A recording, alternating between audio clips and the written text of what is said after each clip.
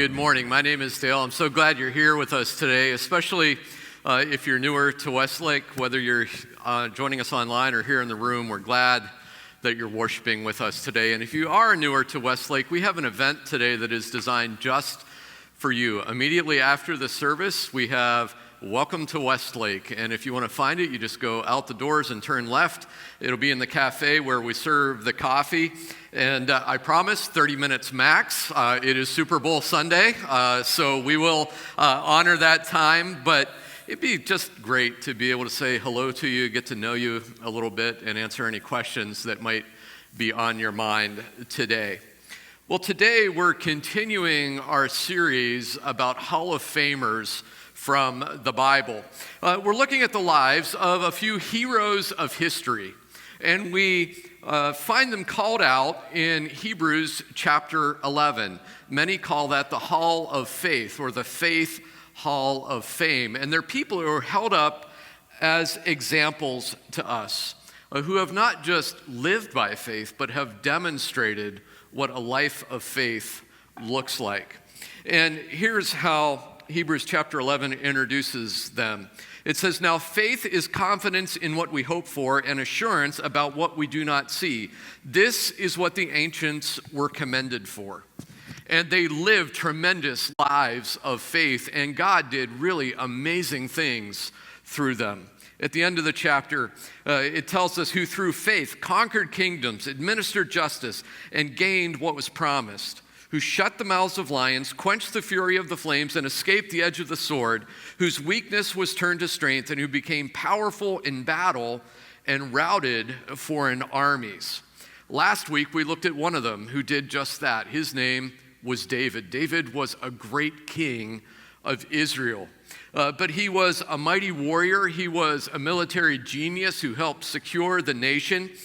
He wrote many of the Psalms, and that helps us to look at what a heart of faith looks like, not just a life of faith. And the Bible calls David a man after God's own heart. But as we looked at David's life last week, we saw some major mess-ups, some deep flaws in his life. And the defining characteristic of David's life, what made him a man after God's own heart, was that after each one of those, he would just humbly turn back to God and embrace God's grace. Well, today we're looking at the life of another member of the Hall of Fame. His name is Joseph. Joseph had a crazy life, more ups and downs, more twists and turns than just about anyone. And that's important because when we look at a Hall of Famer, it's easy to look at their accomplishments and to think, everything must have just fallen into place for them. But, living a life of faith is not always an easy thing. And we know that in all areas of life, often a life well lived is defined by the ability to overcome adversity.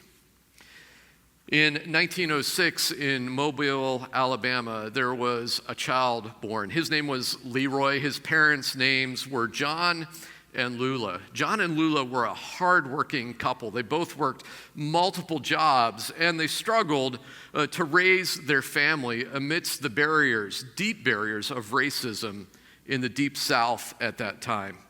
But you know what? Leroy learned about hard work from his parents. From a young age, he also worked. He worked at the local train station for a while. And there, the kids would earn 10 cents for every bag that they carried. And that was pretty good. But Leroy was an industrious and entrepreneurial young man. And so he one-upped the competition. He came up with this idea of using a pole and a sling, and while his friends were getting 10 cents for carrying one bag, he was getting 40 cents for carrying 4 bags. His work was far more lucrative. But the section of Mobile where Leroy grew up was called Down the Bay. It was a pretty impoverished place, and the kids there, they didn't have access to real sports equipment. And so rather than baseball, they played what they called top ball. top ball was played with sticks and bottle caps, not baseball bats and baseballs. But even despite the disadvantages of the equipment, Leroy became pretty good at the game. He loved it. In fact, he loved it so much he spent a little too much time playing the game and not quite enough time going to school. Leroy faced adversity pretty early in his life. At just 12 years old, he was sentenced to 6 years, basically from 12 to 18, at a juvenile reform school for black teens. Why did he get 6 years imprisonment there? For truancy and some petty theft. That seems not just harsh, that seems unjust to me. But in reform school, he met a man named Reverend Moses Davis. Reverend Davis was a trustee at the school, and one of the things that he did was coach the baseball team. And he thought Leroy had some talent, and so he taught Leroy how to pitch, and Leroy excelled. He really led the school team. And rather than embracing the bitterness of his stolen youth, Leroy embraced the opportunity, and he later described his incarceration like this. He said, "I traded 5 years of freedom," that's a pretty substantial cost, 5 years of freedom, "to learn how to pitch." And that was how Satchel Paige made the most of adversity. Overcoming an unjust prison system. Early in his life, he could not play in the major leagues because of the color of his skin. But after Jackie Robinson broke the color barrier, Satchel Paige, I think, was the oldest major leaguer to debut at age 42. Age 42, on his 42nd birthday, he played professionally until he was 59 years old. Take that, Tom Brady, right? 59. He was described by Joe DiMaggio as, quote, "the best and fastest pitcher I've ever faced." He overcame extreme prejudice, and he's enshrined in the Hall of Fame today. Now, in my life, I've been blessed. I've never had to face that kind of extreme prejudice. But like you, I have experienced adversity in my life. And some of us encounter extreme adversity, being denied opportunities that are available to others, being born into or falling into poverty. That's extreme adversity. Awful diseases or deaths in our family. Some adversity in life is maybe a little bit more moderate than that, but it's still very difficult to live through. It's significant. Some adversity is circumstantial. Some of it is imposed by others. And if we're quite honest, sometimes we inflict it on ourselves. You see, adversity comes in all shapes and sizes in life. None of us escape adversity. It's always there. And we know that the key to life is not avoiding adversity, but learning how to overcome it. I found a few good quotes about adversity. This is not news to us. We all know about overcoming adversity. Let's take a look at a couple of these quotes. Booker T. Washington: "Success is to be measured not so much by the position that one has reached in life as by the obstacles which he has overcome." That's a great quote. Next one. Lou Holtz: "Show me someone who has done something worthwhile, and I'll show you someone who has overcome adversity." Good stuff. I thought this was just a country song, honestly. I thought this was just Rodney Atkins being clever. But no, if you're going through hell, keep going. Winston Churchill. Or my favorite of the bunch: "I've told you these things so that in me you may have peace. In this world you will have trouble, but take heart. I have overcome the world." And those are the words of Jesus. And so today we want to look at some of the extreme adversity that Joseph faced in his life and how despite that he also ended up in the Hall of Fame. If you have your Bible or app with you today, I'd invite you to join me in Genesis chapter 49. Now, what we see in Genesis, the first book of the Bible, is that nearly a third of the book is devoted to the life of Joseph. He is the central character. And being the central character in Genesis, that's a pretty big deal. Genesis is the origin story. It covers an immense history from the creation all the way till the time that God's people end up as slaves in Egypt. This is our first introduction to God, understanding who He is. The rebellious nature of humanity. We see that in Genesis, and that culminates in the story of Noah. And he's just one of the heroes of faith that we read about and learn in Genesis. Noah, Abraham, Isaac, Jacob. These are the forefathers of the Israelite nation. Abraham is chosen by God. God gives him an amazing promise. Promises not to just bless him and give him a family, but to create an entire nation through him. Now, Abraham, he's also far from perfect, but he has a son named Isaac. Isaac has a son, Jacob. They also have lives that are filled with a lot of mistakes and sin. And yet through them, despite their failures, God carries out His promise to create the nation. God is at work. We find Joseph's story in Genesis starting at about chapter 37 through chapter 50. And Joseph is the son of Jacob. He's the grandson of Isaac and the great-grandson of Abraham. And so he is a part of maybe the most important family of history. His life story, wow, it starts out great. It looks good. He has an amazing early childhood. And if we fast forward to the end, he ends up as the designated ruler of Egypt. Pharaoh actually appoints him to be his prime minister, to run the entire country. And so that would make Joseph at that time the second most powerful man in the world. But Joseph's journey from that early childhood blessing to being prime minister of Egypt, it was a story of adversity. In fact, his life was defined by overcoming adversity. Now, Genesis chapter 49 shares the final blessing that Jacob pronounces over his children. And Joseph is one of them. And as he does this, he speaks about who Joseph has become, and he speaks about some of the things that have happened to Joseph. And this is his father's blessing on him as Jacob nears his deathbed.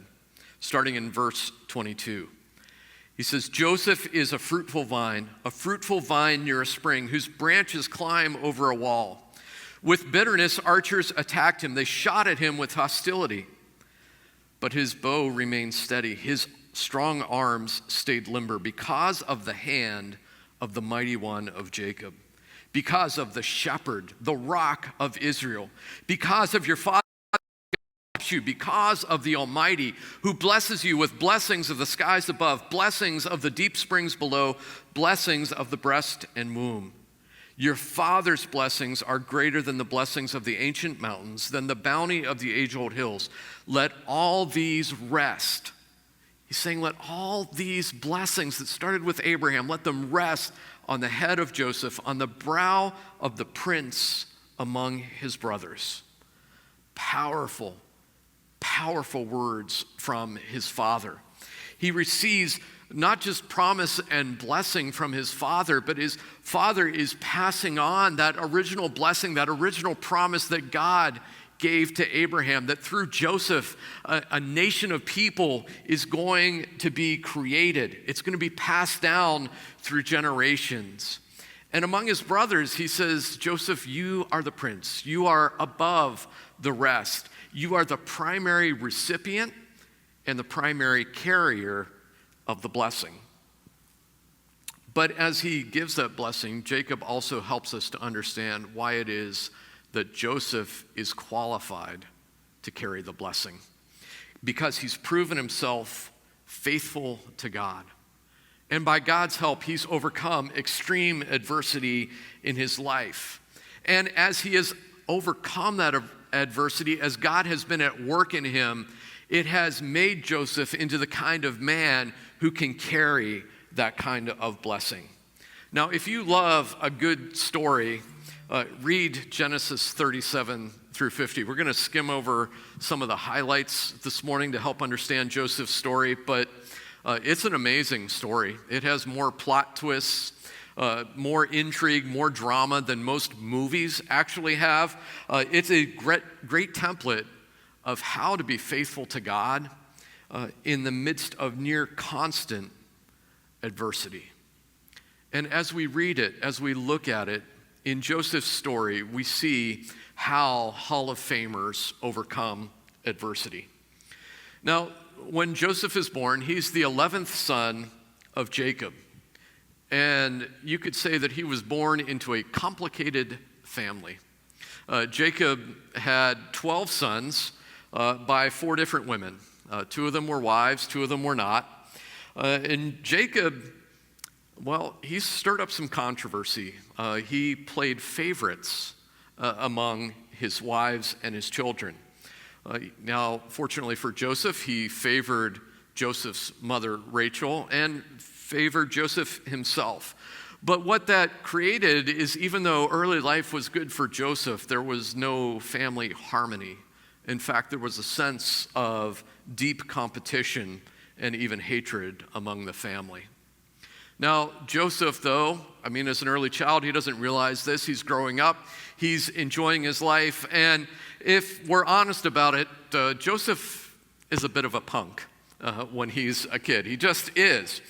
He rats out his brothers on one occasion, and he caused resentment by being a little too prideful when God showed him some early favor in life. You see, Joseph was a dreamer, and that's one of the characteristics of Hall of Famers. They are dreamers. In his childhood, Joseph received at least 2 dreams from God that predicted that his father and his brothers would one day bow down to him. Now, he's one of the youngest, and that's not really a cool thing to say to your older brothers and to your parents. And rather than treasuring and holding on to this amazing gift from God, these dreams that he's given Joseph, that would be important. These dreams helped to sustain Joseph through what was to come. They were an amazing gift of God, but this is a little bit of the punk coming out. Rather than keeping it to himself, he goes and he shares it with his brothers and with his father. He's bragging about it. Now, his brothers end up so resentful about this that they decide to kill him. They're sick of dad favoring Joseph. They're sick of this idea that he's going to lord it over them one day, so they decide to kill him. But at the last minute, they relent, if you call being sold into slavery relenting. But that's what they do. And then they lie to their father. They tell him, your favorite son, well, a wild animal got him. We don't know what happened. He must have been killed. This is Joseph's first dose of extreme adversity in his life. But through it all, he was able to hold on to those dreams that God gave him about who he would be. Joseph's story goes on, and he ends up being purchased by an Egyptian man named Potiphar. He purchases Joseph as his slave, and I can only imagine the humbling that would come from falling from the favored son to being a slave in someone else's home, to being treated as property. But what does Joseph do? He works hard. He's humble. He gets noticed. And we're going to see that this is a theme of Joseph's life. In the midst of adversity, when things are not going his way, he works hard. He becomes a manager. He becomes a steward of Potiphar's house. He is given a lot of leadership and responsibility. And so after that, Potiphar's house begins to prosper dramatically because of what Joseph is doing. He's working really hard. And this is another characteristic of Hall of Famers and how they overcome adversity. They are humble and they work hard. And this would be a nice end to the story, we think, because, things are finally looking up and it's good for a while, but then it falls apart. Potiphar's wife takes a liking to Joseph, tries to seduce him, not just once, but repeatedly. He refuses her advances. He wants to be faithful to God. He wants to be faithful to Potiphar. And you think that displaying character like that would lead to blessing. But it doesn't in Joseph's life. He is framed for assault by the jealous woman, and he is unjustly imprisoned for doing the right thing. But Hall of Famers overcome adversity by learning to be faithful in whatever they're doing. And as they're faithful, they earn the trust of those around them. Now remember, Joseph's been sold into slavery. Things are finally looking up. Now he's in prison for a crime that he didn't commit. It would be easy to give up, to just shut down, to walk away, but he still works hard and he's still humble. And that theme plays out in Joseph's life. Once again, he's noticed. They put him actually in charge of the other prisoners. There's this theme of leadership in Joseph's life. The warden puts him in charge and says this about him. And then we see that the Lord was with Joseph and gave him success in whatever he did. Now his leadership and his influence is growing. But for what? He's stuck in a prison. Well, two of the prisoners that end up in the prison who become Joseph's responsibility, they are from Pharaoh's inner circle. They have fallen out of favor temporarily, and they are imprisoned. And while they're there, they both have dreams, and neither of them can interpret the dream. They don't know what's going on. They understand that it's a substantial message, but they can't figure it out. And Joseph, he helps them. Did Joseph have that ability? No. God gave it to him. God helped him to interpret their dreams, and they turn out to come true. Now, one of the men that Joseph helped was Pharaoh's cupbearer, and he is brought back into the palace, and he remembers Joseph. He forgot about him for a while, but then there's this time that Pharaoh has this very vivid, explicit dream, and he can't figure it out. And all the wise men and the magicians and the sorcerers around him, they can't figure it out either. But the cupbearer remembers, hey, there was this guy in prison who helped me with this. I wonder if he could be the guy. Pharaoh is getting beyond frustrated. I am the most powerful man in the world, and no one can tell me, all of you people around me, you can't tell me what this dream is. It's getting pretty serious. And the cupbearer steps out on a limb, and he says, I remember this guy from prison. His name's Joseph. Why don't we bring him up and see what happens? And so they tell us that Joseph is fixed up a little bit and sent before Pharaoh, and Pharaoh says something like, hey, I hear you can interpret dreams. Now, at this point in time, Pharaoh is the most powerful man in the world. He has the power to set Joseph free from prison. He has the power to have Joseph killed if he wants. He can do pretty much whatever he wants to do. And Joseph gets this opportunity. He's called in front of Pharaoh, and Pharaoh says, I hear what you can do. And Joseph's first response is, sorry, that's not me. I cannot do that. But my God can interpret dreams. Tell me about it. And this is such a critical moment in Joseph's life, because Hall of Famers don't look for the shortcut.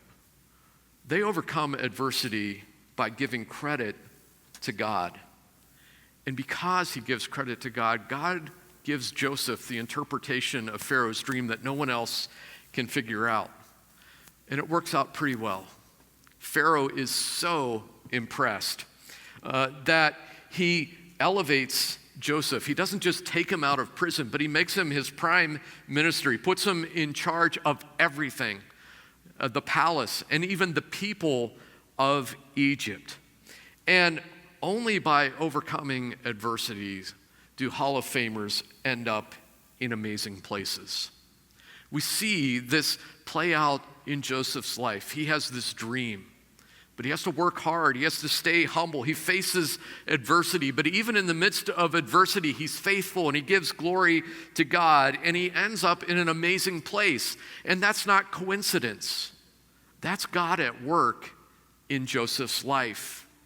You see, Joseph lives out his purpose, and that's not even the end of the story. It gets better from there.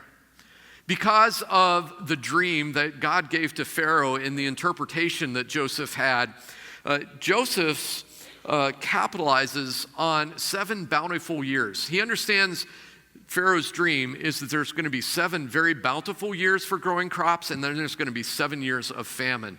And Pharaoh basically gives him license, says, take care of it, make it happen. And so Joseph stores away unimaginable quantities of grain. He builds storehouses all over Egypt, and they're just storing away grain, and it probably looks crazy for 7 years, but at the end of the 7 great years, the famine starts. And everyone could get through it for a little bit, but only by God's work through Joseph was Egypt positioned to be the only nation that was really prepared to survive this prolonged drought and famine. Out of that, there's a family reunification that happens. Joseph's family is starving, and his brothers are sent to Egypt to go buy grain. They hear that there's grain in Egypt. And what they don't know is that the brother that they tried to kill, not only is he still alive, but he is the one who's actually in charge of all the food in Egypt. And so there's multiple trips. The family is restored. Joseph forgives. His fathers and brothers, they come to live in Egypt as special guests of Pharaoh. And what we see is this boyhood dream that God gave to Joseph, it comes true. His father and his brothers, they are dependent on him. They are bowing down to him. What has changed in the middle of it? Joseph's character. Joseph is now prepared for that blessing. Because after their father, Jacob, dies, the brothers are afraid. I mean, wouldn't you be? You're going to go kill your brother and you end up selling him into slavery, and now he's in charge of your life. They're afraid of retribution. But Joseph's reassurance, it really becomes the defining theme of his life. In Genesis chapter 50, 19 and 20, Joseph responds to his brothers being afraid. But Joseph said to them, "Don't be afraid. Am I in the place of God?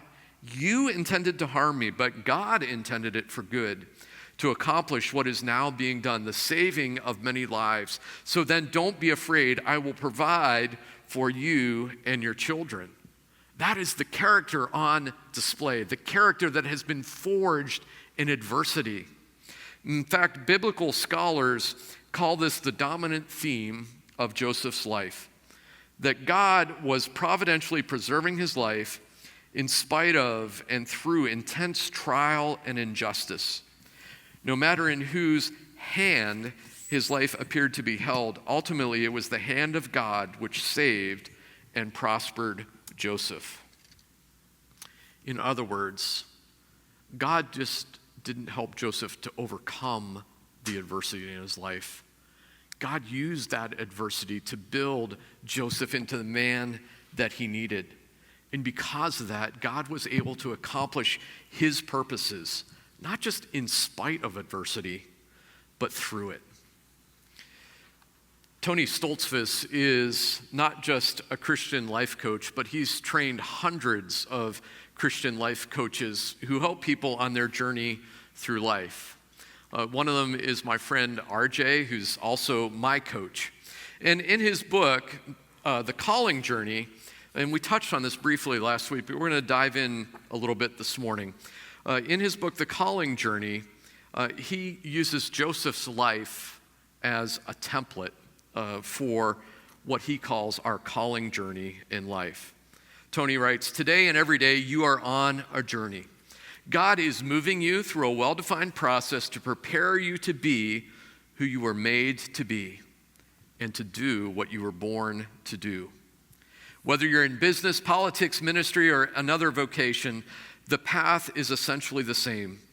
The object of this book is to give you a map for the great adventure of living your God-given call. This map can help you understand the seasons and transitions of your life, why you go through them, and how to meet God in them." And so he's developed this template, and this is not one size fits all, but it is helpful. It's been helpful to me in understanding my journey through life. And so this is Joseph's calling timeline. There's this stage of natural promotion when Joseph is a child, and he is favored, and his early life is going very, very well. For me, in my life, that was in my early business career. It went faster, it went better than I could have ever imagined. And we like that part, but then comes the first valley. He calls this the valley of dependence, where we learn not to just depend on the talents and abilities that God has given us, but we really learn to depend on God himself. For Joseph, being sold into slavery, he didn't have anyone to depend on but God.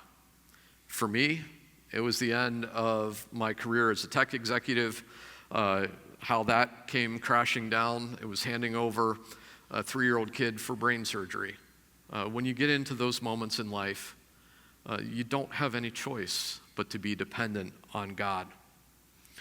And then once you get through that valley, there's this stage of preparation. And again, this is a pretty nice stage. It's a stage of steady growth for most. For Joseph, this is while he's managing Potiphar's household. Things are going really well. He ends up managing the prison. You get opportunities that guide and shape you towards where God is leading you. For me, that was stepping into ministry as an executive pastor at first. And then, it's another down, the valley of wholeness. And the valley of wholeness is about becoming whole in who we are. It's about becoming an integrated person, taking all of these disparate events of life and giving them over to God and allowing him to put them together. For Joseph, his valley of wholeness is where he's abandoned in prison. The 2 guys whose dreams he interpret, they get out, leave him behind, forget who he is for a while. For me, some big leadership challenges in my life, my mom's death, those were things where I really needed God to make me whole. And then releasing. And this is another one of the good stages. We start to move closer to our ultimate calling. For Joseph, recognizing and preparing for famine as the prime minister of Egypt. There's a lot of hard work there, but it's work that's going to pay off. It's work of preparation. And for me, I was transitioning from campus pastor of one campus to stepping into a larger responsibility. But then there's this final valley that we go through called the valley of identity. And this is about who am I? We sang it earlier. I'm a child of God. Yes, I am. And we can say the words, but this is a time where it gets driven into our hearts. It doesn't just live in our head anymore, but it gets driven into our hearts. For Joseph, he's confronted with his brothers. His brothers show up on the doorstep starving. How's he going to treat them? Is he going to be able to reconcile that relationship?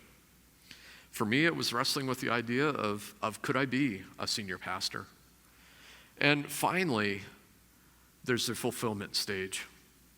And that one rocks. That one rocks. Joseph's legacy, it was cemented. That's what fulfillment is about. It's stepping into helping others, not just growing on our own, but helping others and letting God build others up through us. And so for Joseph, it was caring for his family, about taking that blessing and that promise of Abraham that his father Jacob transferred onto his head, onto his shoulders. Now he's living it out.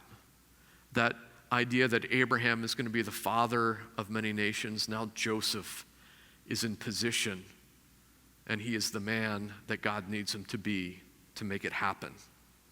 For me, I'll just be honest, I love being here. I love being here at Westlake. It is a great step of fulfillment for me.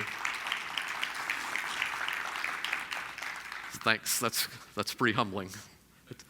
But my 1-year anniversary is coming up in a couple weeks, and maybe the honeymoon will be over then. Well, I guess we'll see. Check back.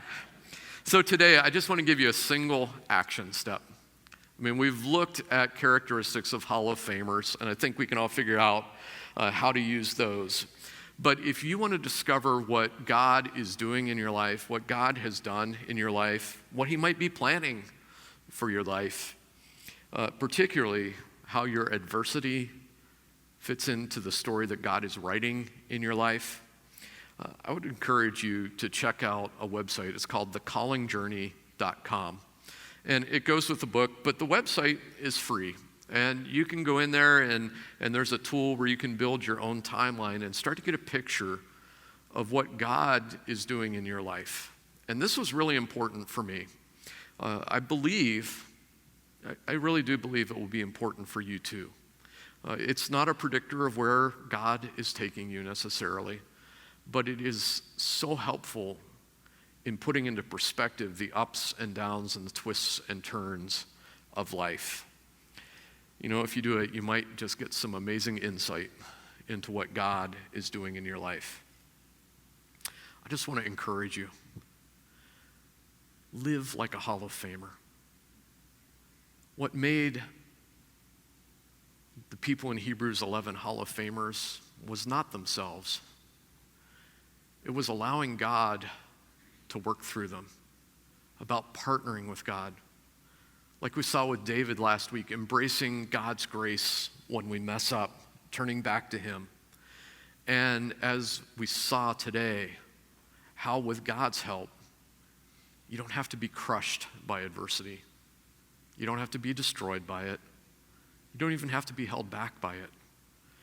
But how with God's help, you can overcome adversity and live into the life that he has created for you. Remember what Hall of Famers do to overcome adversity. They're dreamers. Open your heart to what God is dreaming for you. They work hard and they're humble. They earn trust, especially with other people. They earn trust by being faithful to the opportunities that are in front of them. Give glory to God because it's him and his power at work in our lives. And if you do that, you might just end up in some amazing places. Let me pray for you. God, we are grateful to be in your presence. God, grateful to know that we're not just living a random path through life or subject to random events, but that in it and sometimes through it, that you are always at work. God, sometimes the adversity that we come up on in life just seems like it should overwhelm us and crush us and bury us.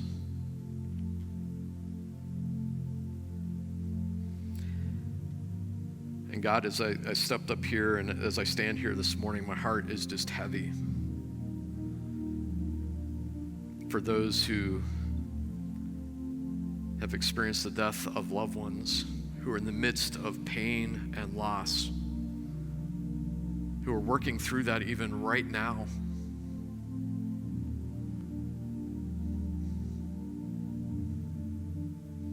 God, we don't pretend that doesn't exist. We don't just slap a smile on our faces and say it'll be okay.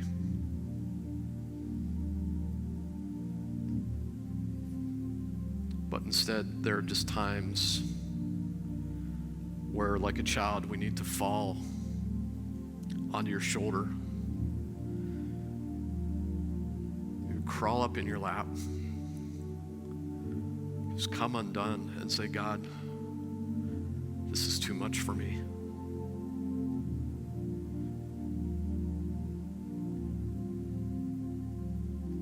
But God, it's precisely in those moments where sometimes you lift the darkness a little bit, you part the clouds. And sometimes you say, yeah, it is too much for you alone. But it's not too much for us. And so, God, for my brothers and sisters who are in a place like that today, you just wrap your arms tightly around them, hold them, carry them. Let them know that you haven't lost track of them, you haven't forsaken them. God, that's the amazing part of a relational God. When our hearts are breaking, your heart is breaking with us.